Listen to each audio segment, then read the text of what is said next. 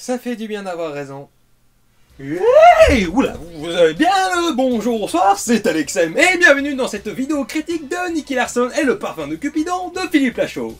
Le film raconte l'histoire de Nicky Larson, garde du corps et détective hors pair, accompagné de Laura, son associée et colocataire, qui doivent récupérer avant 48 heures le parfum de Cupidon, parfum qui rend irrésistible celui qui l'utilise. Synopsis ô combien minimaliste, mais qui convient parfaitement à ce qu'est le film. Et justement donc, qu'est-ce que ça vaut, Nicky Larson? Bordel de merde, que ce film était génial! Oui! Enfin, une adaptation française qui plus est, une adaptation de manga qui plaît à tout le monde, enfin, c'est incroyable. Philippe Lachaud, tu te rends compte que tu viens de faire un miracle ou quoi? Bon, calmons nos ardeurs et parlons plus en détail du film, voulez-vous? Oh putain, profitons-en!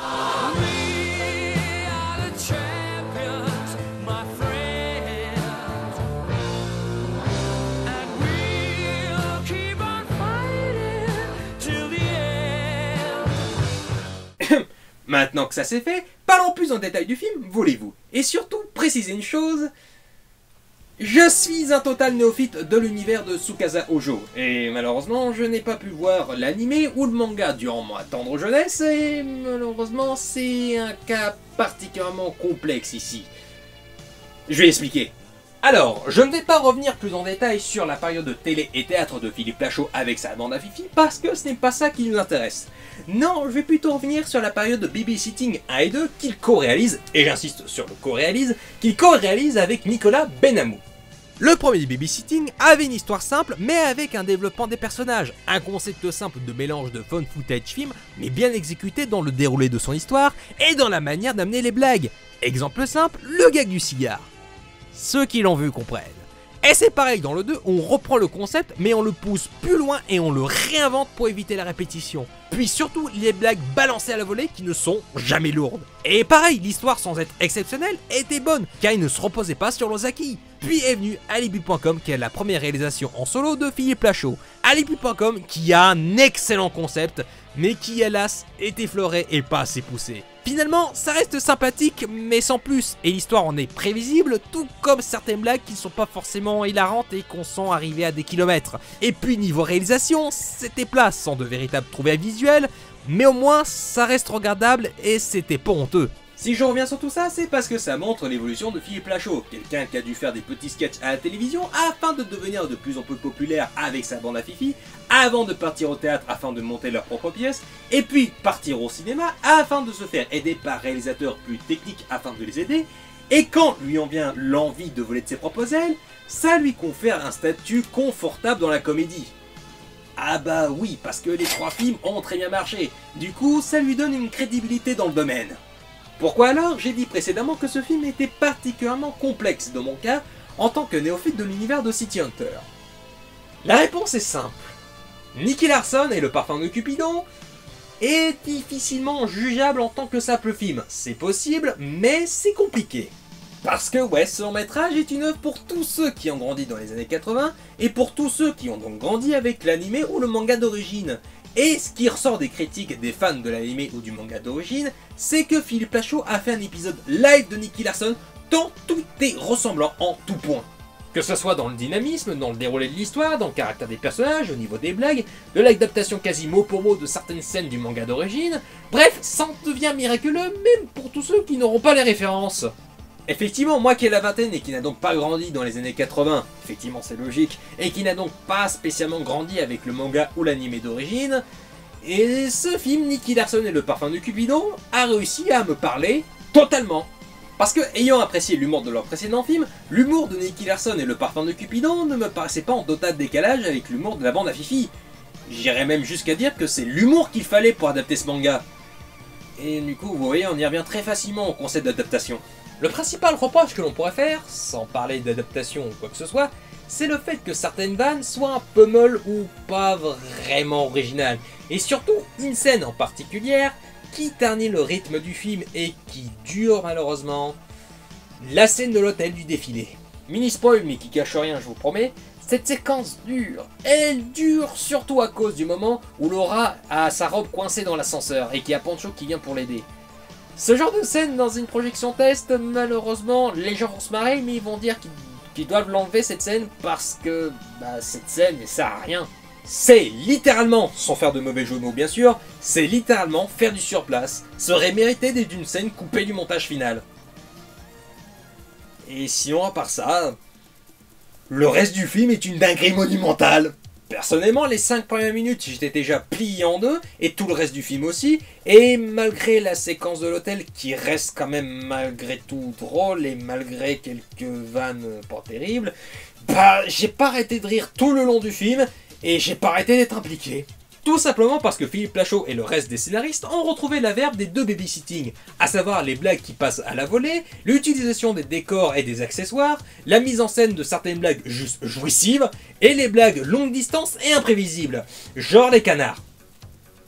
Ouais, ils ont un truc avec les animaux depuis leur début, faudra voir s'ils ont pas un problème avec ça. Enfin bref, c'est de la comédie millimétrée. Et niveau réalisation, c'est un régal. Philippe Lachaud s'est fait plaisir en portant ce projet jusqu'au bout, et ça se voit qu'il l'a porté avec énormément de passion. Visuellement, c'est déjà moins plat qu'à Lévi.com. Il y a déjà plus de recherches au niveau des costumes, dans les couleurs, dans les lumières et dans l'utilisation de décors numériques. Ouais, le mec il s'est fait plaisir à ça, ouais, il s'est amusé à reconstituer une ville comme ça. Oui, on s'est filmé à Paris, mais il a ajouté des décors numériques. Ok, pourquoi pas. Et en plus, ça marche super bien. Même si dans l'ensemble, c'est pas aussi poussé et aussi contrasté pour amener vraiment une claque visuelle, quoi. Il y a cette envie de se démarquer, ça fait plaisir, mais c'est pas aussi poussé qu'il aurait fallu. Puis c'est pareil dans les chorégraphies de combat très inspirées de Kingsman de Deadpool, avec des cadres et des mouvements de caméra et un montage très dynamique. Et je veux dire, il y a même une scène à la première personne inspirée d'Art Henry. Art Henry. Je répète pour que ça rentre, hein. Une comédie française d'action qui adapte un manga japonais s'inspire d'une scène d'Art Henry. Je sais pas ce qu'il vous faut pour pas que vous soyez impressionné par ce camoulox. Puis, niveau histoire, c'est certes pas exceptionnel et ça reste convenu, mais en même temps, on lui demandait pas plus. C'est pour ça qu'on en revient facilement à la case adaptation, parce que si Philippe Lachaud s'était dit qu'il fallait absolument modifier le style d'histoire pour le moderniser, ça l'aurait pas forcément rendu meilleur. A votre avis, pourquoi sur toutes les adaptations live d'Astérix, le meilleur reste Mission Cléopâtre? Je voulais vraiment que ça ressemble énormément.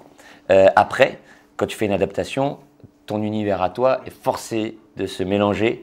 Le meilleur exemple moi, que j'ai de toutes les adaptations qui ont été faites, évidemment, c'est Alain Chabat, qui fait Mission Cléopâtre, où tu reconnais bien la patte d'Alain Chabat, et tu reconnais bien la patte d'Astérix, et ça donne ce film, voilà, c'est un chef-d'œuvre, Astérix Mission Cléopâtre.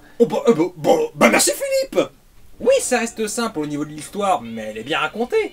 Non, les méchants ne sont pas plus développés que ça.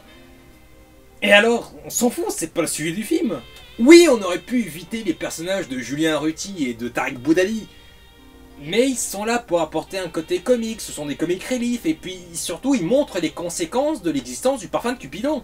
Le principal sujet du film, c'est la relation Nikki et Laura, qui est bien exploitée du début jusqu'à la fin. Ce sont deux personnages qui n'arrêtent pas de se chamailler et de s'envoyer des vannes à tout bout de champ, mais qui s'apprécient, voire s'aiment malgré tout. Et cet aspect est l'un des meilleurs points du film.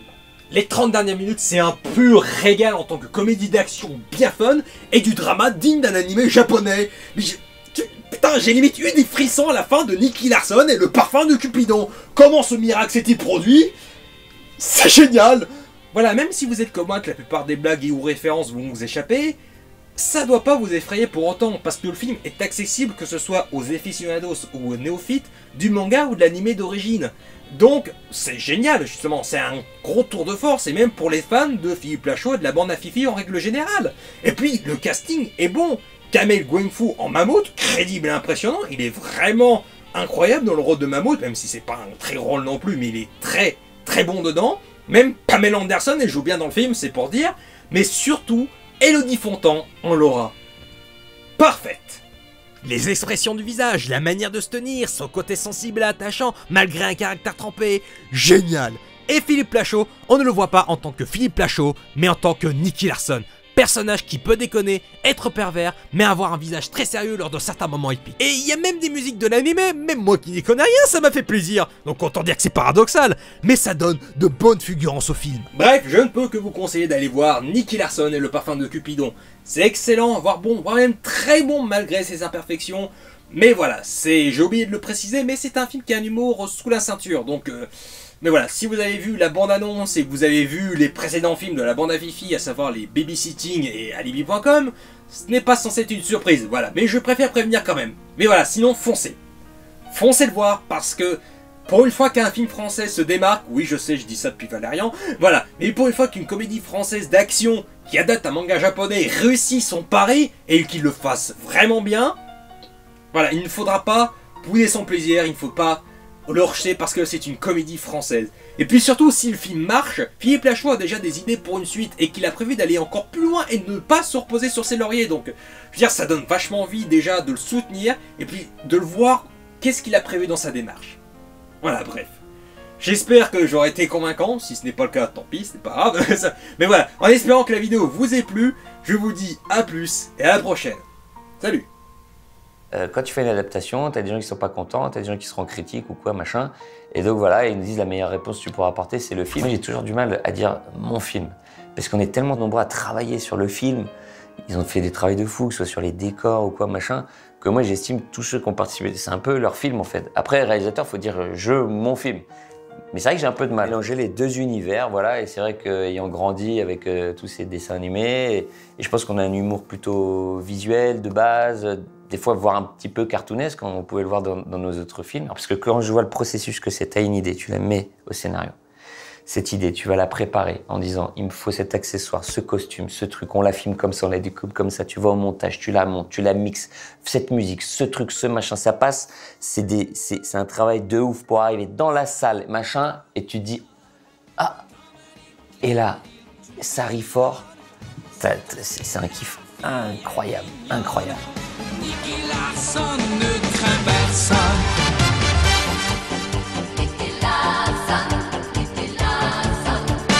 Comme un chasseur, il suit sa proie pour que la justice ait le droit. Triomphe, il est prêt à donner toute sa vie sans hésiter.